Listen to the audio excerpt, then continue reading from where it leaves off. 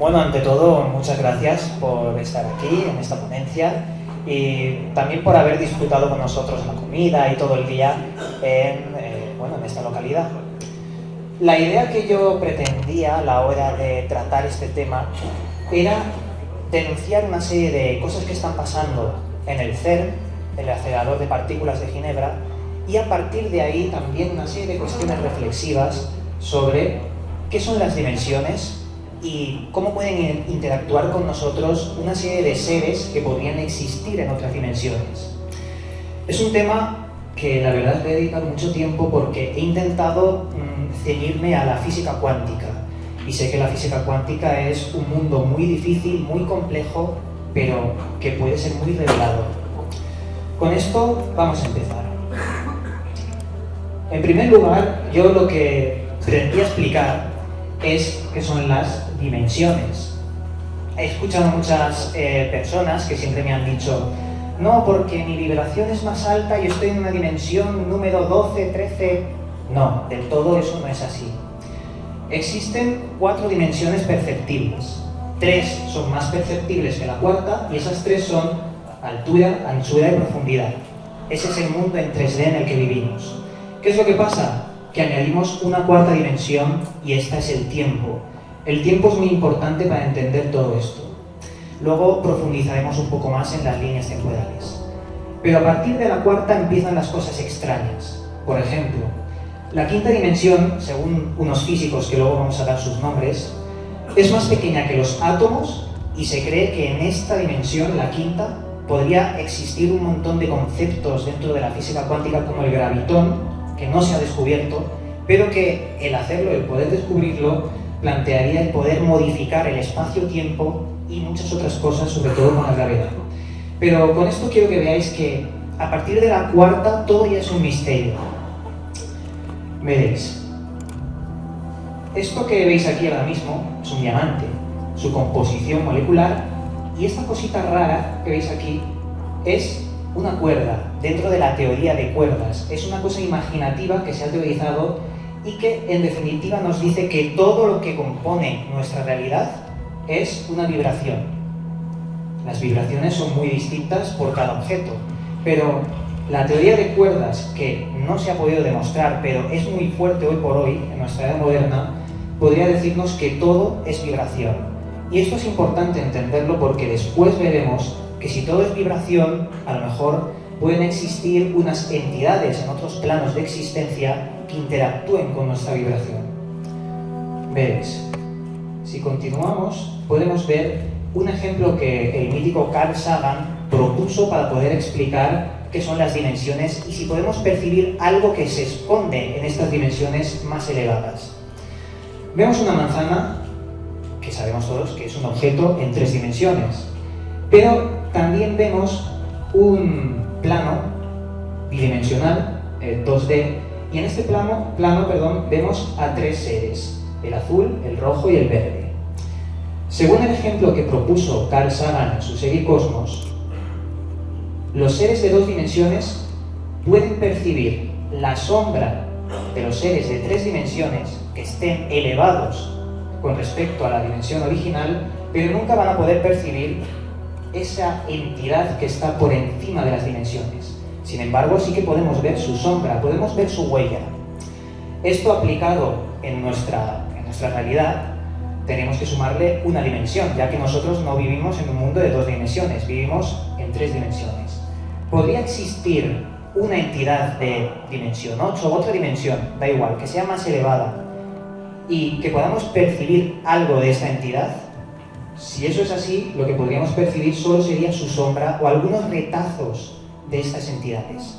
Y puede ser que el fenómeno OVNI sea la sombra de estas entidades que están por encima de nosotros. Pero pasan cosas más curiosas. ¿Qué pasa si la manzana se coloca en el plano de 2 dimensiones? Pues que lo que percibirían los habitantes del mundo de 2 dimensiones sería solo una fracción de esa manzana, una lámina. Nunca podría percibir el conjunto de esa entidad. Con esto quiero explicar que si de verdad existen seres en otras dimensiones, nunca podríamos ver su forma física, pero sí que podríamos ver una parte de ellos. Y este es un ejemplo muy claro para poder explicarlo. Aquí vemos otro ejemplo. ¿Qué pasa si un ser de una dimensión superior abduce o se lleva a un ser de una dimensión inferior? Pues que en los seres de la dimensión inferior verían que su amigo ha desaparecido, simplemente porque al añadirle altura, arriba y abajo, el concepto de arriba y abajo, ese ser se ha vuelto invisible o ha desaparecido ante los ojos de los seres que están viviendo en ese mundo de 2 dimensiones. Y esto es muy interesante porque a lo mejor, lo que se estaba explicando antes, el fenómeno ovni, podría ser una de las sombras de seres que están más allá. A lo mejor ese fenómeno ovni es algo mucho más grande o algo que no podemos ni siquiera imaginar, pero vemos esa pequeña sombra, en este caso las luces. Si vamos un poco más allá, necesitamos energía. Si no hay energía, estas entidades de otras dimensiones no podrían interactuar en dimensiones más altas o más bajas. ¿Y dónde podrían encontrar energía? Pues por ejemplo, en volcanes, en lagos y en otros sitios. Por ahora nos vamos a quedar en volcanes. ¿Por qué digo volcanes? Porque hay mucha casuística del fenómeno ovni entrando en un montón de volcanes. Por ejemplo, el impronunciable Popocatépetl. Allí hay muchas cámaras de seguridad que están grabando día tras día y aparecen un montón de fenómenos extraños. Y esas cámaras están colocadas a posta porque están hartos de ver objetos que se meten dentro de volcanes. Insisto, volcanes, lagos y mares. A lo mejor los mares también entran en la casuística porque debajo de los mares habrán grietas que lleven a volcanes. ¿Y por qué volcanes? Pues porque puede que la energía que esté dentro de los volcanes, el magma o vete tú a saber qué cosa, podría ser lo que utilizaran para abrir algún tipo de portal y meterse entre dimensiones. Pero luego también vemos que en el Sol, la mayor fuente de energía que hasta ahora conocemos, o que está más próxima de nuestro planeta, en el Sol también están pasando muchas cosas extrañas. Cosas extrañas que son grabadas por las cámaras de la NASA, aunque de la NASA tampoco hay que fiarse mucho, pero sin embargo sobre estas cosas nunca dicen nada. Objetos que se aproximan al Sol, objetos que tienen el tamaño de 1, 2, 3 tierras o mucho más grandes. Objetos que incluso hacen cosas tan extrañas como esto. Aquí tenemos a la derecha uno de estos objetos que parece desintegrarse en caso de que fuera un meteorito, pero mucha gente piensa que esto no son rocas, ni meteoritos, ni asteroides, simplemente porque si se ven las secuencias de fotografías, se mueven en ángulos artificiales, cosas que no tienen sentido. Aquí también vemos una estela de un objeto que está cercano al Sol y que parece asemejarse a algún tipo de nave, algo muy extraño. Pero ya os digo que la casuística de objetos que están muy cercanos al Sol es inmensa. Hay muchísimos objetos que se pueden encontrar, todo oficial desde la web de la NASA, y que no tienen ningún tipo de explicación. Pero lo interesante también viene con los cubos que se forman en el Sol y que son captados. Estos cubos hay 2 explicaciones, y yo no sé por cuál decantarme, las tengo las 2 siempre en cuarentena. Por un lado, o son un fallo de la cámara, que podría ser, estas sondas tienen muchos fallos, o por otro lado, algún tipo de portal o algo que colapsa en torno a energía y que de ahí podría, relacionarse con ese fenómeno ovni en el Sol que hemos estado viendo. Sin embargo, si continuamos un poquito más, esto que os voy a explicar es algo que no hay muchos datos, es algo desconocido y que se llama el experimento Sevilla. Antes de comentar, a vosotros os va a sonar seguro el experimento Filadelfia. Es un experimento que muchos han investigado, otros han desprestigiado, porque también se dice que es totalmente falso, eso hay que decirlo, pero el experimento Sevilla sería el experimento Filadelfia, pero a lo español. Esto ha existido. Unos investigadores, que eran científicos, estaban en principio en Madrid y lo que querían era conseguir un depurador de agua que funcionase de forma totalmente autónoma, sin energía. La energía sí que existiría, pero generada de forma totalmente artificial, libre y no conectada a un generador como podemos ver en las ciudades. Para ello utilizaron un motor del señor Victor Sauber, un hombre que también, si investigáis un poquito sobre él, tiene un montón de planos y de investigaciones sobre el cómo conseguir energía escalar o de punto cero que sería una energía infinita y libre para todos. Pero claro, ¿qué es lo que pasó cuando hicieron este experimento en Madrid? Pues que en principio empezaron a asustarse porque las cantidades de energía que pretendían enchufar a esa máquina eran enormes, por lo que se fueron a las afueras de Sevilla y allí encendieron esta máquina. Al principio no pasaba nada, hasta que empezaron a ver cómo sus brazos empezaban a volverse de una forma algo terrorífica, invisibles, y empezaron a parar el experimento. Hay varias personas que han investigado este caso, por ejemplo, Joaquín Piquer, algunos de vosotros lo conoceréis, aparece en algunas ponencias también, amigo de David Parcerisa y que tiene más información sobre este caso. Pero bueno, es lo mismo que pasó con el incidente de Filadelfia. Militares que querían volver invisible un barco mediante bobinas de Tesla y lo que consiguieron fue teletransportarlo a otro sitio, a las costas. Además de que murieron varias personas y sí que hay nombres y apellidos. Yo, bajo mi opinión personal, opino que este caso es real. Michio Kaku, para mí es uno de los grandes físicos que existen ahora mismo y que pueden ayudarnos a comprender el hiperespacio y la física cuántica. Y esto lo digo porque he leído todas sus obras y me parece que es un hombre muy sencillo a la hora de transmitir conocimiento, un hombre que está muy actualizado y que, como físico teórico, teoriza cosas que son sorprendentes y que no muchos se atreven a hacerlo. Por ejemplo, este hombre propone, es algo gracioso lo que propone, pero es verdad, cómo abrir un portal interdimensional en la cocina de cualquier persona. Para ello, este hombre lo que dice en su libro Hiperespacio es que se puede plegar el tejido espacio-tiempo con una olla a presión. Si esta olla a presión no se desintegrase con la calor, algo que es imposible, esta olla podría almacenar el cuarto estado de la materia con mucho calor hasta volverse plasma. Y si se sigue metiendo mucho calor, mucha energía, algo que es imposible, obviamente, pero teóricamente sí, eso es lo que intento explicar. Entonces, mucha energía puede resquebrajar el tejido espaciotemporal. Pero me resultó gracioso en el libro, es posible, pero no tenemos los materiales. Pero quizás en el futuro sí que podríamos tenerlos. Esto de aquí es el proyecto ITER. Esto está ahora mismo, quiero recordar, que al sur de Francia, y los chinos quieren reproducir esta máquina. La máquina pretende crear fusión nuclear, un concepto teórico también que no se ha puesto en práctica a grandes escalas hasta ahora. Y lo que va a hacer básicamente es crear un sol en miniatura para abastecer a toda Francia, incluso Europa. ¿Qué es lo que pasa? Pues que hay retractores. Si tú creas un sol en miniatura, puedes hacer lo que estamos hablando antes de la olla, meter tanta energía en un punto que se abra o se resquebraje el tejido espaciotemporal. Me parece interesante indicar esta máquina porque la verdad puede ser un futuro bastante provechoso para el ser humano o todo lo contrario, hay que estar atentos al proyecto ITER. Es más, se ha gastado tanto dinero como el proyecto Manhattan, las misiones Apolo, todo eso junto para hacer esta máquina. Es una burrada. Pero continuando, aquí es donde yo quería llegar.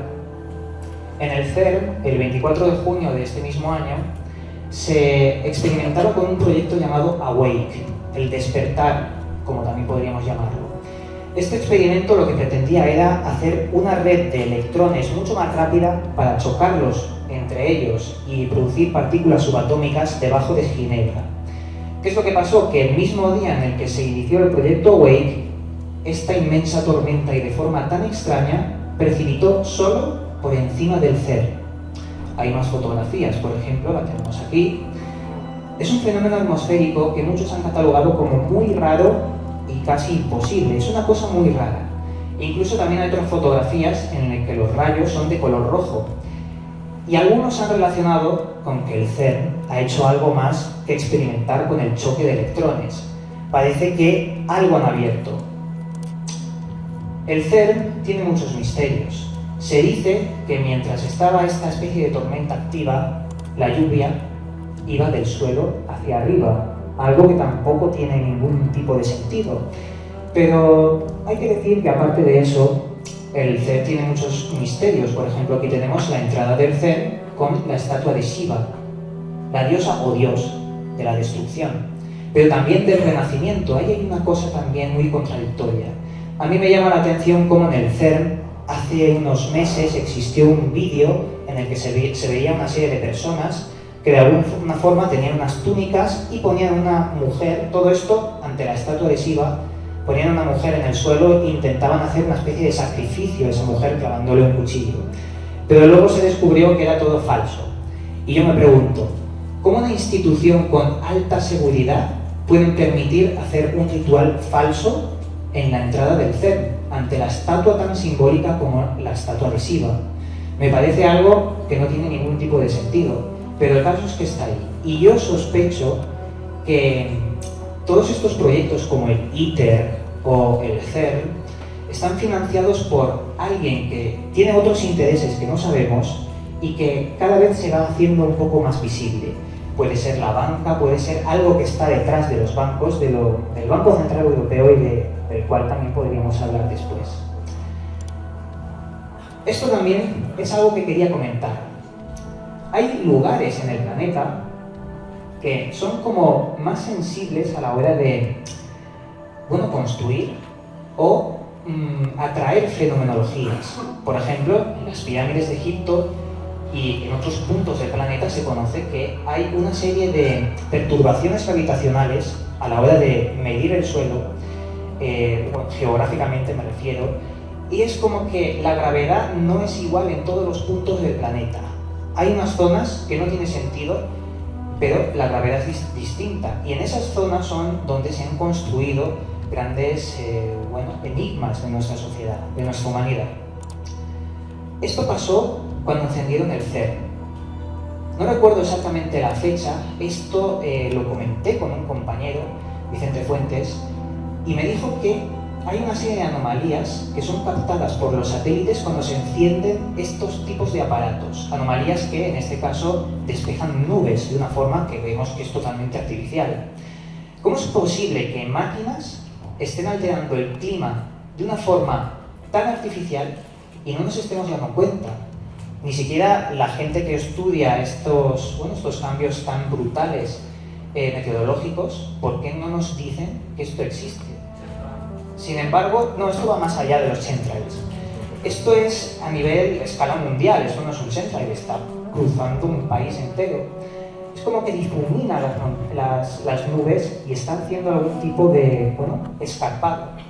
Pero bueno, me parece interesante indicar esto. Ahora vamos a ir a otra teoría, que esta hay que cogerla un poco con pinzas, pero me parece interesante. Pienso que el cerebro es capaz de anticiparse a imágenes que vienen desde el futuro. Y hay un científico llamado David Ben que en la Universidad de Comel estuvo investigando cómo esto era posible. Y el experimento consistía en lo siguiente. Había una serie de personas que estaban sentadas y les ponían unas gafas en las que estas gafas les transmitía a cada ojo una imagen. Después esas dos imágenes pasaron a ser una sola, y las imágenes eran o neutrales, o muy violentas o sexuales. Cuando la persona recibía la imagen neutral, el encefalograma que tenía conectado, daba una señal totalmente normal. Cuando recibía una imagen violenta, el encefalograma daba un pico. Cuando recibía una imagen sexual, lo mismo, por esa emoción, por ese impacto cerebral. Pero ¿qué es lo que pasa? Que antes de pulsar en el teclado la siguiente imagen, y en esa imagen siguiente era de carácter violenta o sexual, el encefalograma se movía, daba un pico. Esto el señor David Ben decía que, era una prueba irrefutable que nos decía que el cerebro de alguna forma puede percibir el futuro unos nanosegundos. ¿Podría ser que nuestra mente no esté en el cerebro y esté fuera del cerebro en otro tipo de sustancia? Yo pienso que podría ser una especie de otra dimensión o algo muy distinto. No sé, es una teoría que muchos escritores de ciencia ficción, novelas, por ejemplo, H.P. Lovecraft, en este caso no lo escribió Lovecraft este relato, lo escribió un tal Frank Belkan Long. El relato se llama Los perros de Tíndalos y nos habla de una persona que tomaba muchos opiáceos, una persona que era un matemático y que mediante esa conexión ritualística y ancestral, mediante estados alterados de conciencia, intentó entrar en otra dimensión. ¿Qué es lo que se encontró? pues una serie de perros que intentaban devorar y que salían por las esquinas de las paredes, solo por las esquinas, por los ámbitos matemáticamente perfectos, por los ángulos, y que al final devoraron su mente. Esto totalmente es ficticio, es una novela de ciencia ficción, pero la he indicado porque me parece interesante el ver que en las novelas, aparte de entretenimiento, también hay un conocimiento que está implícito en lo que quiere transmitir el autor. Se esconden mensajes en las novelas, y en este caso, de otras dimensiones. Aquí planteo una sencilla cuestión. Cuando morimos, ¿pasamos a otra dimensión? ¿Podría ser posible que nuestra mente, esté en la quinta, sexta, llámalo X, otra dimensión? Yo cada vez pienso más que esto podría ser así, que de alguna forma nuestra mente no estaría en el cerebro, nuestro cerebro sería una interfaz que lee el conocimiento de una nube que estaría por encima de nosotros como conjunto de la humanidad, por ejemplo, el proyecto Conciencia Global, y que de alguna forma, después de la muerte podríamos incluso trascender y convertirnos en esa manzana, en esos seres de otra dimensión. ¿Por qué no? Esto puede ser también mi opinión personal. Aquí planteo también una siguiente, algo parecido, que esto implicaría que la mente fuera atemporal. Esto es interesante porque si nuestra mente está fuera del cuerpo, quiere decir que nuestra mente no tiene tiempo. Y si no tiene tiempo, nosotros estamos vivos en el pasado aunque muramos en el futuro. Esto es muy difícil de comprender, veréis.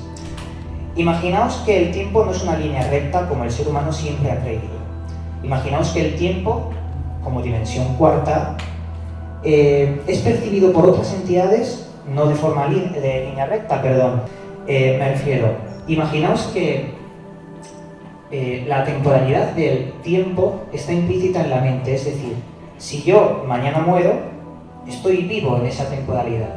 Es un concepto un poco difícil de explicar, pero yo creo que está bastante claro. El experimento del gato de Schrödinger. Esto es interesante. Creo que muchos de vosotros lo conoceréis.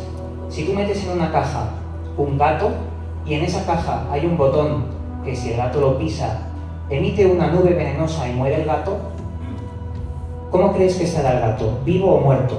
Ya que tú no sabes si el gato dentro de la caja ha pisado ese botón. Pues según la matemática y la física cuántica, el gato de Schrödinger es el ejemplo para explicar que el gato está vivo y muerto a la vez, porque dentro de la caja no es un ente físico, es una variable o un conjunto de variables. Entonces esto quiere explicar que existen mundos paralelos. Según la decisión que tú tomes en tu vida, crearás una línea temporal distinta, se ramifica el tiempo.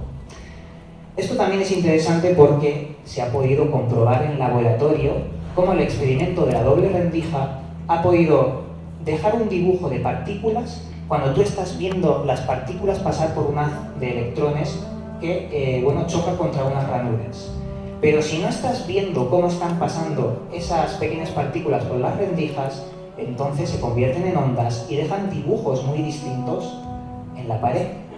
Es decir, cómo un átomo o unas partículas son dos cosas a la vez según el observador, si lo miras o si no lo miras. Esto que se ha podido comprobar en laboratorio ha revolucionado el mundo de la física. Esto es una cosa que nos habla como una prueba de que existen mundos paralelos, existen otras dimensiones y el observador puede interactuar con todo esto.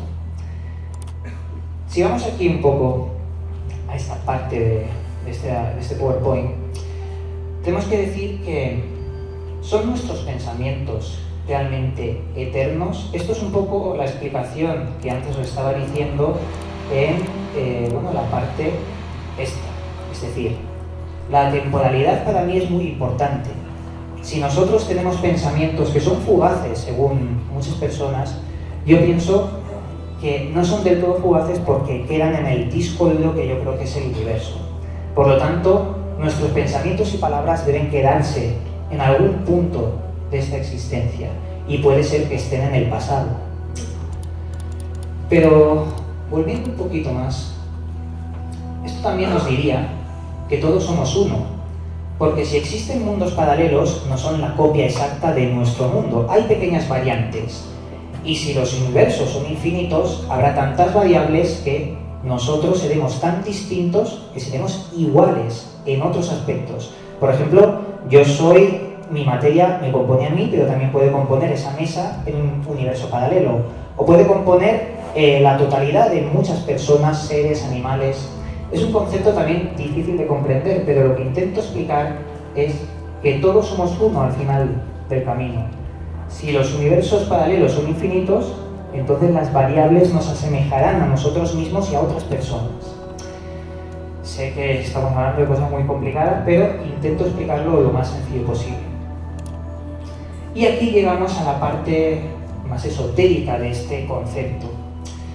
El hermetismo era una filosofía, una doctrina que en Egipto se explicaba bastante por un tal Hermes Trismegisto, que luego se puede investigar y se puede hallar que tiene otros nombres, y es como un ente fugaz que aparece en muchas culturas en compañía de otros 6, eran 7, y que de alguna forma deja un tipo de conocimiento. En este caso lo que dejaba eran los saberes de la alquimia. Este hombre fue el promotor de la alquimia, el que puso la alquimia en el saber popular del hombre.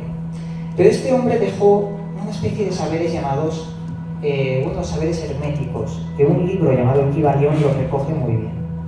Nos decía que el todo, que serían estas dos esferas representativas, es todo lo que existe y lo que no existe a la vez, todo lo que vemos y no vemos, todo lo que ha existido y a lo mejor todo lo que no ha existido.